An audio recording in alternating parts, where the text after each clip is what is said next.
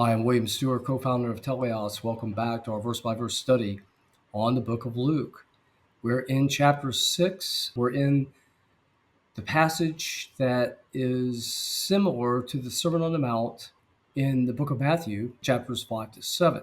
It's shorter and doesn't have near the information. It seems to, at least in the Beatitudes, have a different emphasis of comforting the social upheaval that people are facing in Jerusalem at the time, as opposed to the Sermon on the Mount, which, in my opinion, and it's controversial, is trying to urge the Jews to realize they have to have an increased level of righteousness beyond the law and beyond the Pharisees to enter heaven, which of course is through faith by Christ. We start in 27 today, verse 27, with a general emphasis on love your enemies, and this follows the Beatitudes and the curses. This passage again today, 27 to 36, is reflected also in the Sermon on the Mount in the last portion of chapter 5.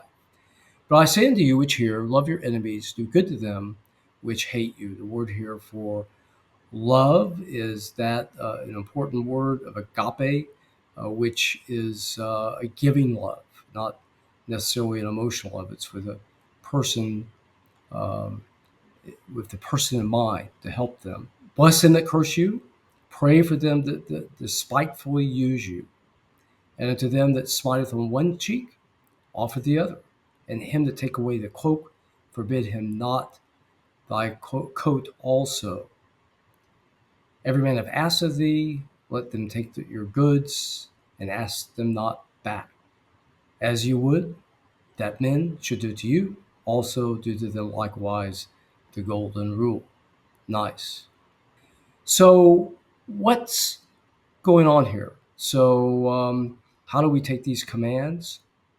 Again, in a pure hermeneutical sense, and again, this is controversial as everything is in the Gospels, but taking this in a normal, literal, historical fashion and interpretation, Christ has come to the Jews.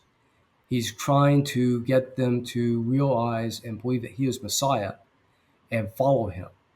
So what he's speaking here, he's speaking to the Jews to urge them to come to them. And these are not commands that we obey specifically, because it's not the time of the church.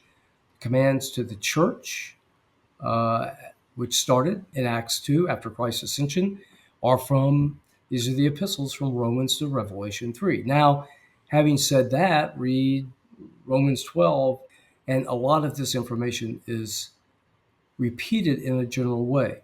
These commands are very specific here in Luke 6. Why? Well, we don't know exactly, but I'm guessing is that Judah at this time was a very troubled society. People lived on edge under the burden of taxes by the Romans and the temple, as well as being oppressed by the Romans themselves. They could be pressed into service by the Roman soldiers. If you were a Hellenized Jew, you realize that the Hasidic Jews, the pure Jews, hated you and might kill you. The Jews fought between themselves and the different leadership groups. And of course, they hated the Romans. The Jews hated the Samaritans, the half-breeds that lived in the old kingdom of Israel in the north. And of course, they hated the Greeks, who were barbarians. Everybody, they lived on edge and were prone to violence because of Rome. In the years leading up to the Great Revolt in 66, there were numerous times of revolt or near revolt. And of course, then there were the three big revolts in 66, 114, the Kitos Revolt, and the Bar Kokhba Revolt in 134. Over 1 million Jews died, and then a bunch of Hellenized Jews in the diaspora and Roman soldiers. These were terrible revolts. So the Jews at this point were supercharged, hating, angry, group of people. And you can see this throughout the Gospels and how they react to anybody who disagreed or with whom they disagree, particularly Jesus. So I think he's trying to get them to calm down. If they had, they wouldn't have had all these revolts, I think, and could have stayed in the homeland.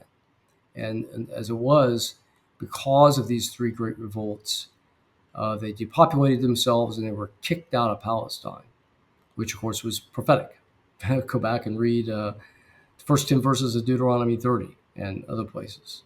So he continues in verse 32, for if you love them that love you, what thank you to have? Or if you do good to them that do good for you, paraphrasing here, that's no big deal. If you lend to those whom you hope to receive, you haven't really loved. The sinners do this also. But if you love your enemies and do good and lend, hoping to bring nothing, to gain nothing, and your reward shall be great, and you shall be the children of the highest, and is kind to the unthankful and to the evil. How is this mean salvation by works? No, again, salvation is not in view. He's still again trying to help the Jews realize their need. There's no way that the Jews were going to do this without coming to true faith and receiving the Holy Spirit and the regeneration. They hadn't done this since the time of Moses, and so about 2,000 years almost. And they weren't going to do it now. They needed to realize their need and come to Christ. Christ tells them, verse 36, be merciful as your Father is merciful, to wrap up. So he's telling the Jews, take it down a notch. Love other people, even though it might be difficult. And you will, I think he's helping them realize their need to come to Christ, and which would save them for eternity, and I think would save them temporally in their own country if they would do so. All right, we'll continue with the next exhortation to the Jews on the following video. I hope you'll join me then.